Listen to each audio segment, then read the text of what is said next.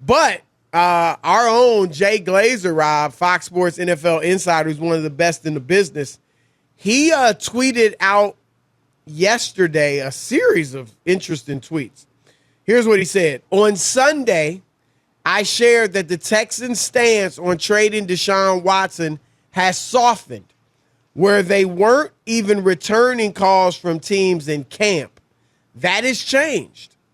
As for teams, to me, Miami makes the most sense and probably has the best chance to pull it off if, capital letters, a deal gets done. Keep your eyes on this situation. Hashtag scoopage. All right, so basically, Rob, he's saying that, early on, Houston wasn't even taking calls on trading Deshaun Watson. Now they are at least taking calls and engaging in discussions with other teams, and Miami looks like the front runner. Before we go on, I got to say this, Rob. I'm baffled by Houston's handling of this situation. We both agree on this. We both agree they obviously have to know something we don't know, because just on the surface, Chris, just looking at it on the surface without knowing the inner workings or what have been done behind the scenes, it doesn't make sense, right? Anybody can figure that out. You don't have to be an NFL GM. You don't have to be a head coach. You don't have to be an agent. You don't. It doesn't on the surface. Now, if they got some grand plan, or maybe they kicked it down the block, Chris, and figured we'll get to it when we get to it, that's something else. But just on the surface, it doesn't make sense. Well, especially considering, Rob, that the Texans, who we all thought, well, most of us, I'm not sure you were there, but most of us thought they'd be the worst team in the league. They actually looked like they'd be a pretty solid team if they had Deshaun Watson. They were pretty solid with Tyrod Taylor. Right. Chris, they were in games. What is the game they lost to Cleveland? They beat Jacksonville handily. They played Cleveland tough. They were tied at 14 at the half before Tyrod got hurt. Right. They were in that game, right. So you gotta give props. Look, it's early, but so far, David Culley and his staff has done a good job with that team. They're playing hard under some tough situations. But Rob, if I've got a team that's competitive, I'm sorry, I'm throwing Deshaun Watson in there. And I'm playing him because there's for several reasons. One, until we trade him, maybe we can win some games. Two, maybe, and I'm not bending over backwards to please this dude. I'm a grown man if I'm David Culley. Right. But maybe you just impress him, right? Maybe he likes you. Maybe he sees the changes. Maybe he thinks, you know what, this is a good staff. We actually got something I like here. And maybe he decides he wants to stay. So they should be playing, and we both agree on that. But let's look at it from these other teams' standpoint, whether it's Miami or someone else.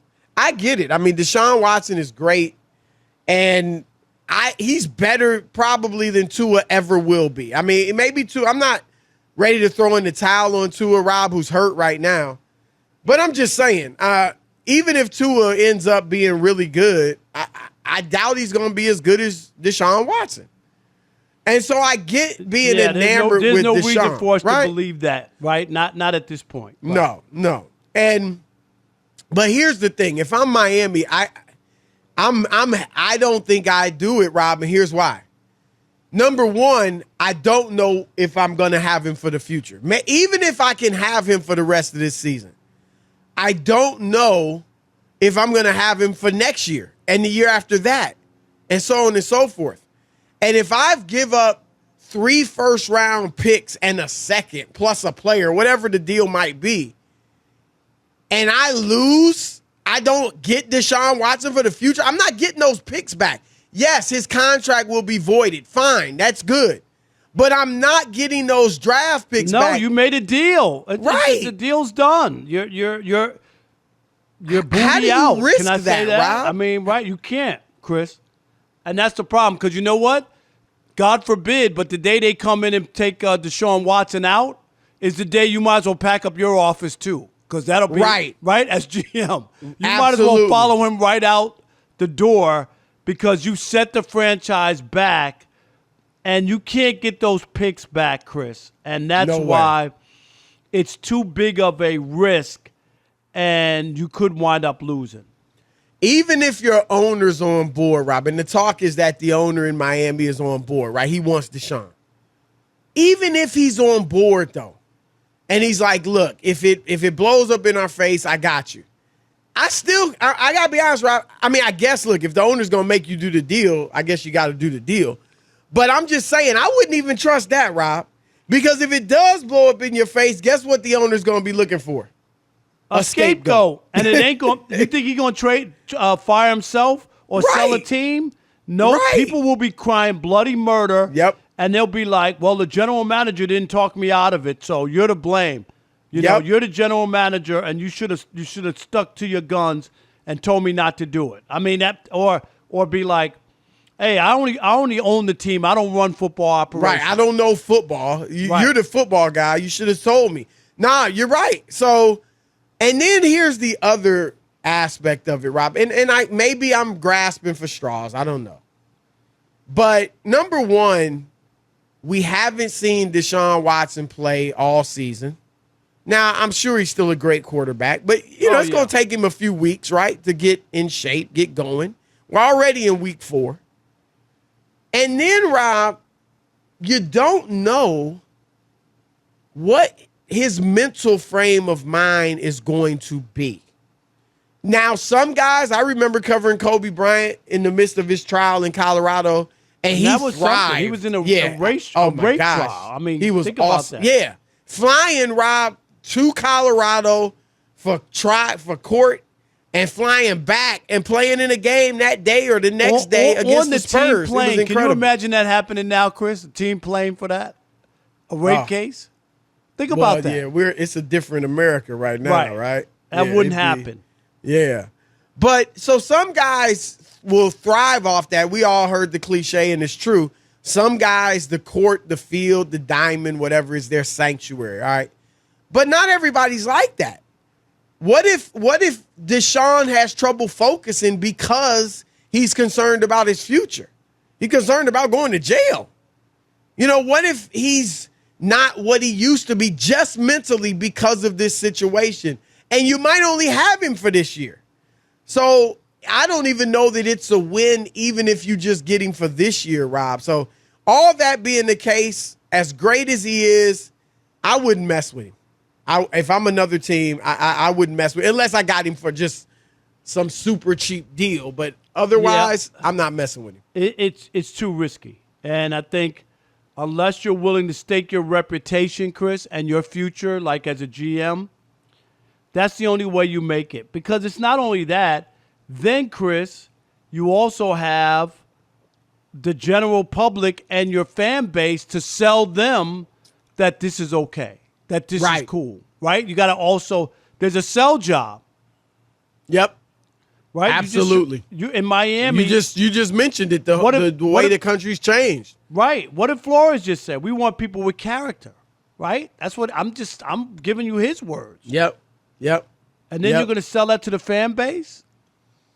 And who knows? I'm not saying he's guilty, right, Chris. Right.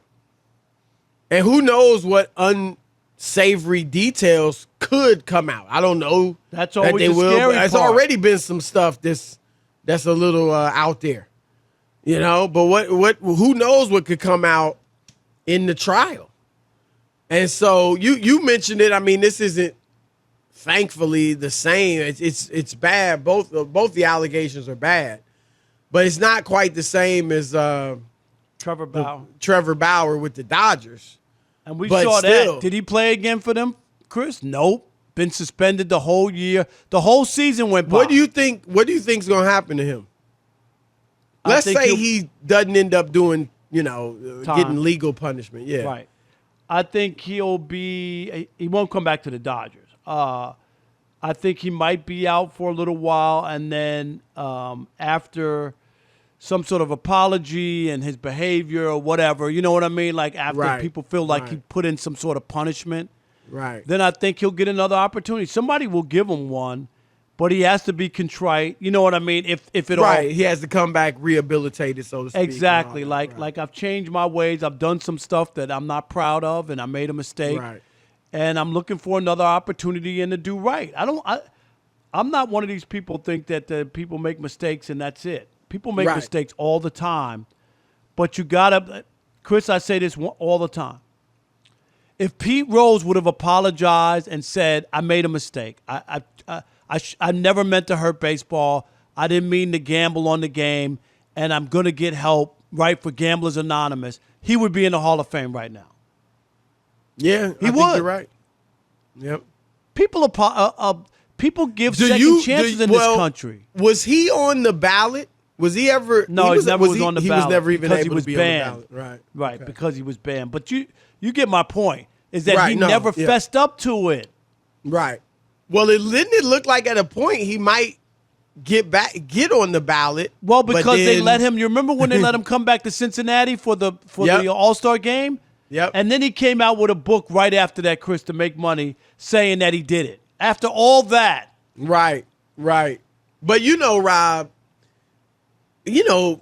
back then, I mean, they made a lot of money for that time.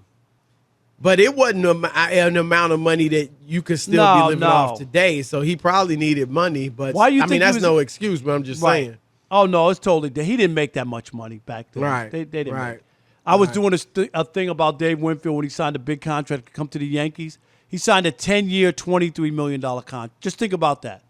It was Wow. 10 years. He was the highest paid player in baseball. 10 years, Chris, $23 million. And think you really only get half of that. Right.